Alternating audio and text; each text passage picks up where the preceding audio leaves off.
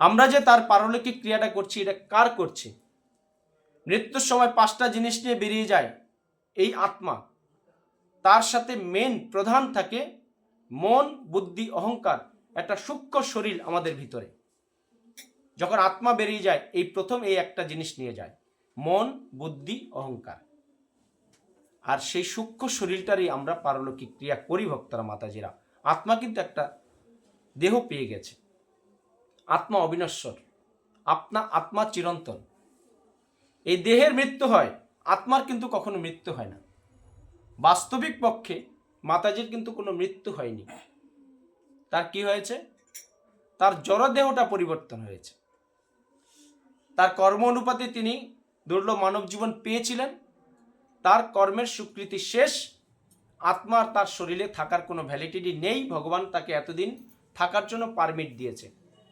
যদি সবাই আমরা একই কর্ম নিয়ে আসতাম এই পৃথিবীতে, তাহলে মাতৃগর্ভে তো অনেকে মরে যায়, হ্যাঁ কি না? অনেকে বাচ্চা প্রসব হয়ে মারা যায়, হ্যাঁ কি না? অনেকে 10 বছরে মারা যায়, অনেকে 20 বছরে মারা যায়, অনেকে 50 বছরে মারা যায়, অনেকে 7 দিনে মারা যায়, অনেকে 100 বছরও মারা যায় না। কেন? পূর্বজন্মের কর্মের স্বীকৃতি। আমি যতদিনের আয়ু নিয়ে এসেছি, আজকে যে এত বড় বড় প্লেন ক্র্যাশ হচ্ছে বা ট্রেন অ্যাক্সিডেন্ট হচ্ছে, যেমন প্লেন ক্র্যাশ হলো 2-1 জন কিন্তু বেঁচে থাকে, বা এই যে ট্রেন অ্যাক্সিডেন্ট হয় তখন কিন্তু সবাই মরে না, কিছু মানুষ বেঁচে থাকে। যাদের আয়ু আছে তারা বেঁচে থাকবেই। অনেকেই আছে বাথরুমও যেতে পারে না, স্ট্রোক করে মরে যায়। অনেকে আছে বিছানায় 20 বছর 30 বছর মৃত্যুর সাথে পাঞ্জা লড়ে। কর্মক্ষয় হয়নি ভক্তরা, মাতাজিরা। তাই আগে জানতে হবে যে কর্ম আমি কি নিয়ে এসেছি, আর কর্মের পাশাপাশি, আমার নিত্য কর্মের পাশাপাশি যদি আমি ভগবান শ্রীকৃষ্ণের শ্রীমতী রাধারানীর সেবায় ব্রত না হই, তাহলে আমার এই জীবনটা কি হবে? আবার আমি কোনো পশুজনিতে যাব, কোনো গাছপালা হব, কীটপতঙ্গ হব, হ্যাঁ, কোনো হিংস্র প্রাণী হব। আমার চরিত্র, আমার এই বেঁচে থাকার কৃতকর্ম বলে দেবে যে পরবর্তী জনি আমি কোথায় গিয়ে পৌঁছবো ভক্তরা, মাতাজিরা। তাই দুর্লভ মানব জীবন পাওয়ার পর প্রত্যেকের গৃহকে আপনি ভগবত ধামে পরিণত করুন। বছরে অন্তত 2-1 বার এই ভাগবতী আলোচনার মাধ্যমে প্রত্যেকের বাড়িটাকে একটা বৃন্দাবন পরিণত করতে পারেন। প্রভুপাদ সেটা শিখিয়ে গেছেন যে তোমরা উত্তরপ্রদেশে বৃন্দাবন যাবে, তোমার বাড়িটাকে বৃন্দাবনে পরিণত করো। কিভাবে? যদি স্বয়ং ভগবান শ্রীকৃষ্ণ শ্রীমতী রাধারানীর প্রতিদিন আপনি নিষ্ঠা সহকারে সেবা করতে পারেন, তাহলে আপনার বাড়িটা নিত্য বৃন্দাবন ধামে পরিণত হবে ভক্তরা, মাতাজিরা।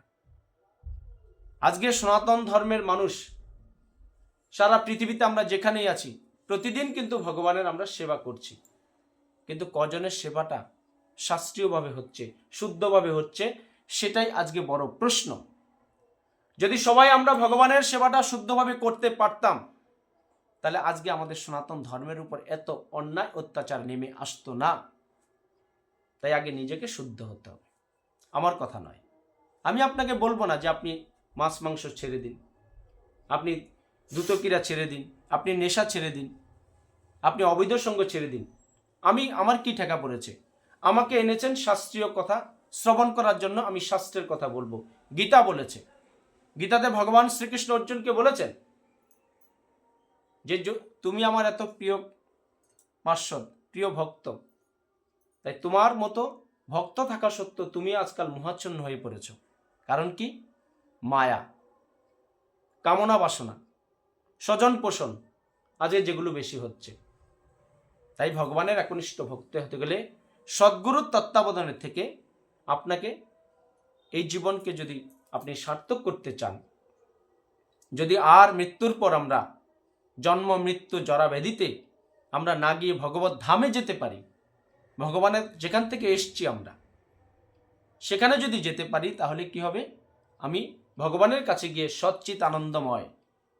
আজকে যে পৃথিবীটায় বসে আছি, এখানে ভৌগোলিক পরিবেশ অনেক কিছু পরিবর্তন হচ্ছে, কিন্তু ভগবান শ্রীকৃষ্ণ তার প্রিয় পার্শ্বদের নিয়ে যে গোলক বৃন্দাবনে বসে আছেন, সেখানে এত কোনো পরিবর্তনই নেই। সেখানে শুধু এক অপাকৃত আনন্দ। সেখানে কেউ ঘুমাতে হয় না। আমরা কিন্তু একটু বেশি পরিশ্রম করলে আমরা কি এই পরিশ্রম ক্লান্ত, একটু রেস্ট নিয়ে নিই। আজ দিনের বেলাও ঘুমাচ্ছে অনেকে। আরে ভগবান শ্রীকৃষ্ণ যখন সূর্যদেবকে এই আকাশে সেটিং করে রেখেছেন, বিশ্ব ব্রহ্মাণ্ডে দিনের বেলা দিয়েছেন আমাদেরকে কাজ করার জন্য, কর্ম করার জন্য। আজকে আমাদের এই চোখের কিন্তু পাওয়ার নেই কোনো। কখন পাওয়ার আসে চোখে? এই যে এখন সূর্য ডুবে গেল, বাইরে যদি কৃত্রিম আলো না থাকতো, এই যে লাইট না থাকতো, আমাদের চোখের কোনো মূল্য ছিল? আজকে পূর্ব দিকে যখন সূর্য উঠে তখন কিন্তু আমাদের চোখের পাওয়ার শুরু হয়। অরিজিনাল, এটা তো কৃত্রিম। দেখেন ওই ঘরে আমি দেখতে পাচ্ছি না, কিন্তু সূর্যের আলোটা যখন এই পৃথিবীতে আকাশে উদিত হয় তখন কি সারা পৃথিবী এক আলোকিত হয়। আপনি এখানে বসে যদি সরাসরি দেখেন, আপনি 2-3 মাইল দূরেও গাছ কি আছে সেটা দেখতে পাচ্ছেন, কিন্তু কৃত্রিম আলোতে কতটা দেখতে পাবেন? তাই ভগবান শ্রীকৃষ্ণ সূর্যদেবকে সেইভাবে তিনি সেটিং করে রেখেছেন। কার জন্য? মানুষের জন্য।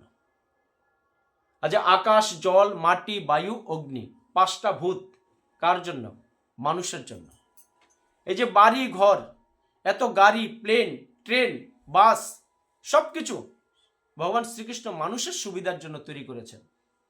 তাই ভগবান শ্রীকৃষ্ণ এত সুবিধা দেওয়া সত্ত্বেও যদি ভগবানকে আমরা ভুলে যাই তাহলে আমাদের স্বীয় ধামটা ভুলে গেলাম। তাই ভক্তরা, মাতাজিরা, আজকে মনে করেন আপনি কোথাও ঘুরতে গেলেন, বেড়াতে গেলেন, তো বেড়াতে গিয়ে কি আপনি দীর্ঘদিন থাকেন কোথাও? আপনার নিজের বাড়িতে আসেন তো? তাই ভগবান শ্রীকৃষ্ণ আমাদেরকে এই পৃথিবীতে পাঠিয়েছেন কেন? একটা ভাড়া বাড়ির মতো। এই যে বাড়িটায় বসে আছি, এই যে মাতাজিরা আছেন, চিরদিন কি তারা এই বাড়িটায় থাকবেন? তাদের পূর্বে এই বাড়িটার মালিক অন্য কেউ ছিল।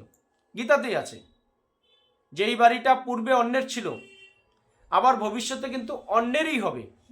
শুধু বর্তমানে কয়েকদিনের জন্য আমাকে ভগবান শ্রীকৃষ্ণ এই বাড়িতে থাকার জন্য দিয়েছেন। এটা ভাড়া বাড়ি। তো ভাড়া বাড়িতে আমরা কেউ চিরদিন থাকি না, থাকতে পারি না। কারণ গীতাতে ভগবান শ্রীকৃষ্ণ বলেছেন যে পৃথিবীতে জন্ম নেবে তার মৃত্যু অবশ্যই হবে। মৃত্যুকে আমরা কেউ এড়াতে পারবো না। মৃত্যু হলে জন্ম হবে, জন্ম হলেই মৃত্যু হবে। কিন্তু মৃত্যু হলে আপনার আর জন্ম হবে না কি করলে? ভগবানের কাছে যাওয়ার কাজটা করতে হবে, তবেই আমরা জগৎ সংসারে ভালো থাকব। আজকে আমাদের আসল পরিচয়টাও ভুলে গেছি। আমরা বাবার পরিচয়, মার পরিচয়, দাদুর পরিচয়, তাই না, বড় হচ্ছি, কিন্তু আমাদের সত্যিকার অর্থে যিনি জগৎ পিতা তার পরিচয়টা আমরা কেউ দেই না। তাই যদি সত্যিকার অর্থে আমরা যখন শাস্ত্র অধ্যয়ন করে জানতে পারলাম যে আমাদের একমাত্র আরাধ্য দেবতা হলো ভগবান শ্রীকৃষ্ণ, এবার আপনাদের মনে প্রশ্ন আসতে পারে যে আমাদের সনাতন ধর্মে তো 33 প্রকার দেবতা আছে, 33 কোটি দেবতা, তাহলে দেবতার পূজা করলে তো ভগবানের পূজা হয়? হ্যাঁ হয়, কিন্তু সেটা শুদ্ধভাবে করতে হবে। দেবতাদেরকে কেন তৈরি করেছেন? আমাদের যে মুখ্যমন্ত্রী দিদি বা প্রধানমন্ত্রী দাদা, তাদের আরো ক্যাবিনেট মন্ত্রী আছে। তাই ভগবান শ্রীকৃষ্ণ বিশ্ব ব্রহ্মাণ্ড সৃষ্টি করার পর তিনি তার লীলাবিলাস করার জন্য তিনি এরকম শাখা প্রশাখা দেবতা করে রেখেছেন। তাই আমরা যখন একটা গাছে জল দেই, আমরা কোথায় দেই জলটা? শাখা প্রশাখায় দেই, পাতায় দেই, না একদম উঁচু জায়গায় দিই? গোড়াতে দিই। আমরা যদি একটা গাছের গোড়ায় জল দেই তাহলে সম্পূর্ণ গাছটা পরিস্ফুটিত হয়। আমরা যে খাবার খাই, আজ মুখ দিয়ে তো খাই, কিন্তু শান্তি হয় কোথায়? উদরে। না আমরা হাত দিয়ে খাচ্ছি, নাক দিয়ে খাচ্ছি, কান দিয়ে খাচ্ছি, খেতে হচ্ছে একটা জায়গা দিয়ে খাচ্ছি, মুখ দিয়ে খাচ্ছি, উদর শান্তি হয়ে যাচ্ছে। তাই তদ্রূপ আমরা যদি ভগবান শ্রীকৃষ্ণ শ্রীমতী রাধারানীর সেবা করি, আপনার 33 প্রকার দেবতা এমনি আপনার প্রতি সন্তুষ্ট হবে। কারণ কি? গাছের গোড়ায় জল দিচ্ছেন, মুখে খাবার দিচ্ছেন, উদর শান্তি, গাছের গোড়ায় জল দিচ্ছেন, সম্পূর্ণ গাছ পরিস্ফুটিত হচ্ছে। তাই আমরা ভক্ত মাতাজিরা ভগবান শ্রীকৃষ্ণের মুখ নিঃসৃত এই শ্রীমদ্ ভাগবত গীতার আপনার ধ্যান যুগে যে 6ষ্ঠ অধ্যায় ধ্যান যুগ, ধ্যান যুগে ভগবান শ্রীকৃষ্ণ কি বলেছেন? আমার সাথে সবাই বলতেও পারেন। এতৎমে সংশয়ং কৃষ্ণ চেত্ত মহস্যেত তদ্বন্নং সংশয়স্য পরে কথা বলছি তোমার সাথে। চেত্তান তুমি নিয়ে যাও, উপপদ্যতে। এটা সংস্কৃত শ্লোক। বাংলায় কি বলছে? যে হে কৃষ্ণ, তুমি কেবল আমার এই সংশয় দূর করতে সমর্থ, কারণ তুমি ছাড়া আর কেউ আমার এই সংশয় দূর করতে পারবে না। কে বলেছে এটা? অর্জুন। অর্জুন যখন যুদ্ধক্ষেত্র, ক্ষত্রিয় সন্তান, যুদ্ধ করাটা ধর্ম, কিন্তু যখন যুদ্ধ করতে গেছে তখন ভগবান শ্রীকৃষ্ণ তার রথের সারথি। কৃষ্ণ কিন্তু দুর্যোধনকে বলেছিল যে তোমরা সিদ্ধান্ত নাও আমাকে কে নেবে। তো দুর্যোধন, দুঃশাসন বলল এ কৃষ্ণ, এ বেকার, কারণ এ বাঁশি বাজায়, তাই না? ছোটবেলায় গোপসখা গোপসখীদের বাবার 9 লক্ষ গাভী ছিল। হ্যাঁ, 9 লক্ষ গাভী ছিল। যশোদা এবং আপনার ওর বাবা কৃষ্ণের, যশোদার স্ত্রী যে নন্দ মহারাজ, নন্দ মহারাজের 9 লক্ষ গাভী ছিল। বলছে 9 লক্ষ গাভী ছিল, বেটা শুধু গাভী গোবাছুর চড়াতো, সখাদের সাথে বাঁশি বাজাতো, আর বৃন্দাবনের সখীদের নিয়ে নৃত্য করতো। এই বেকার লোককে আমরা নেব না। তখন অর্জুন বলছে যে প্রভু, আমি আর কিছু চাই না। হ্যাঁ, 1 লক্ষ সৈন্য চাই না, 2 লক্ষ সৈন্য চাই না, আপনি আমার সাথে থাকুন। বলছে ঠিক আছে, তুমি যুদ্ধ করো, শুধু আমার নাম স্মরণ করবে, আমি তোমার রথের সারথি আছি। তাই যুদ্ধক্ষেত্রে গিয়ে যখন অর্জুন দেখল তার পিতামহ ভীষ্মদেব, গুরুদেব দ্রোণাচার্য এবং সমস্ত আত্মীয় স্বজনরা আনন্দে সাজু সাজু রবে যুদ্ধ করতে এক আনন্দ উৎসল নিয়ে এসছে, তখন অর্জুন ভাবল যে ভগবান শ্রীকৃষ্ণ, তুমি আমার এই আত্মীয় স্বজনকে মেরে আমাকে রাজা করবে, বা আমার দাদা যুধিষ্ঠিরকে রাজা করবে? এ রাজ্য সুখবুক আমরা চাই না।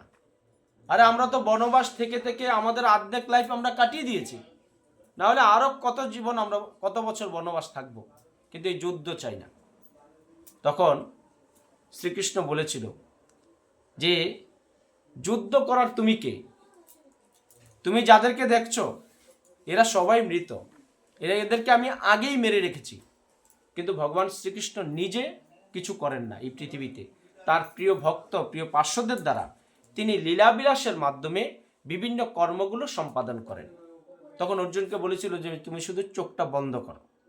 তো অর্জুন যখন চোখ বন্ধ করে দেখতে বলে, সবাই মৃত, জীবন থেকেও মৃত। কেন?